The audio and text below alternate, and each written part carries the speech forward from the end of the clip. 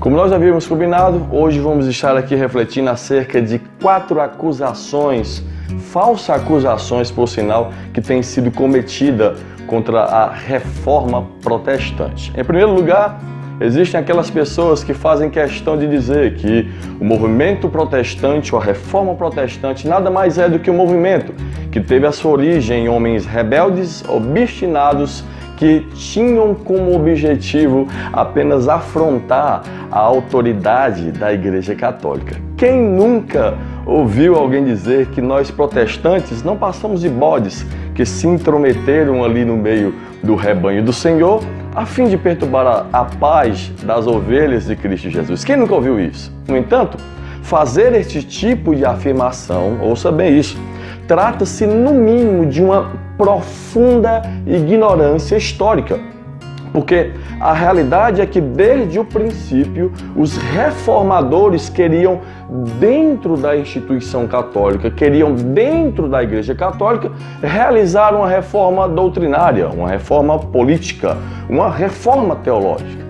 Mas vendo que a Igreja Católica não estava proposta a abraçar esta reforma, mas ao invés de abraçá-la, decidiu exatamente fazer oposições e perseguições, vendo isto, os reformadores, logicamente e obviamente, decidiram romper com a Igreja Católica. Porque muito mais importante do que qualquer tipo de sociedade ou unidade religiosa é a verdade do Evangelho de Cristo. Por esta razão é que Martinho Lutero chegou diante da oposição católica a dizer aquela seguinte frase: paz, se possível, mas a verdade do Evangelho de Cristo acima de tudo. Em segundo lugar, nós temos aí uma segunda acusação, falsa acusação, que tem sido feita contra nós, que é a seguinte: existem muitos historiadores, estudiosos da reforma, que fazem questão de dizer que a reforma é um movimento que surgiu apenas a fim de alcançar os seus objetivos particulares. Eu ouso dizer, e vou provar isso aqui baseado na história, que esta trata-se de uma das afirmações mais oportunistas e covardes que tem sido feita contra a reforma protestante. Eu quero convidar você aqui para fazer uma análise rápida, uma análise rápida de alguns fatos históricos, para você ver se de fato esta afirmação procede. Quero pedir aqui a produção, para dar aqui uma ajuda, tá bom?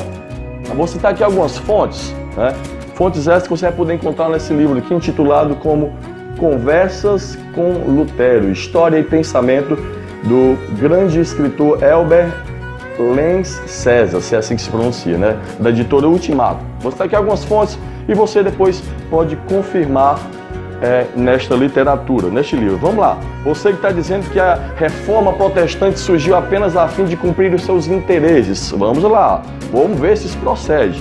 Graças à reforma protestante, hoje, qualquer pessoa pode ter nas suas mãos uma Bíblia traduzida na sua língua materna, independente de qual seja o seu credo religioso. Mesmo que você não tenha nenhum credo religioso, mesmo que você abomine a religião, hoje, graças à reforma, você tem o direito de ter uma Bíblia traduzida na sua língua materna. Olha aí, só o começo. Vamos lá. Graças à reforma protestante, hoje está cada vez mais presente, principalmente na sociedade europeia e aqui também na nossa cultura ocidental, a ideia de um Estado laico, Até antes da reforma, o que prevalecia era um Estado religioso, opressor, que obrigava as pessoas a seguir exclusivamente uma opinião religiosa. Mas a partir da reforma protestante, que essa ideia de Estado laico, é que essa ideia de liberdade de expressão para aceitar a religião e também para reprovar a religião é que se tornou algo comum. Graças à reforma foi ainda mais consolidada essa ideia de um Estado laico e, consequentemente, da liberdade de expressão. Graças à reforma, hoje existe a educação ou ensino de escola pública. Até antes da reforma, não. Eram instituições educadoras que estavam submissas simplesmente ao credo opressor da Igreja Católica. Mas a partir da reforma, que tinha como proposta divorciar, né? O casamento terrível, Estado e Igreja, mas a partir da reforma, que tinha como proposta de fazer esse divórcio, separar a Igreja do Estado, a partir daí foram surgindo as escolas de ensino público. E graças também à reforma, é muita coisa, meu filho, não dá para dizer tudo não, mas graças à reforma, muito do que nós temos hoje na ciência moderna, nós temos que agradecer ao legado da reforma. Então, resumindo, a reforma deixou um legado cujos benefícios transcendem a própria religião. Em terceiro lugar, terceira acusação que nós temos padecido. Muitos historiadores, com o intuito de denegrir a relevância da reforma protestante, acabam focando apenas nos erros e nas falhas que nós, como seres humanos, tivemos, né? O movimento da reforma não era um movimento composto por seres angelicais, era um movimento composto por homens e, consequentemente, teve falhas. E eu sei disso. Sei das falhas que Martinho Lutero teve em relação aos judeus, das falhas de Calvino, de Zwingli, de John Knox. Sei das falhas de todos eles. E somente o alienado religioso afirmaria que a reforma protestante não tem as suas debilidades. Tem sim as suas debilidades. Tem sim as suas falhas. Mas ainda assim, no dia 31 de outubro, nós vamos bater parabéns, né? Vamos festejar, dia dos protestantes. Sabe por quê? Porque muito maiores do que as falhas do movimento da reforma protestante, que teve falhas assim como qualquer outro movimento, muito maior do que suas falhas são os benefícios, o legado que a reforma deu, não apenas para a religião, mas para a sociedade de uma forma geral, tá bom? Em quarto e último lugar, para a gente encerrar, a quarta e última acusação que nós temos visto contra a reforma é a de que a reforma trata-se de um movimento que caducou, um movimento que está simplesmente restrito ou limitado ao passado. Mas eu quero encerrar dizendo que hoje, muito mais do que nunca, nós precisamos de uma reforma. O lema dos reformadores era e ainda é: a igreja precisa estar constantemente se reformando. Quando eu olho para o contexto da igreja evangélica brasileira, eu vejo que isto é uma necessidade urgente de cada um de nós.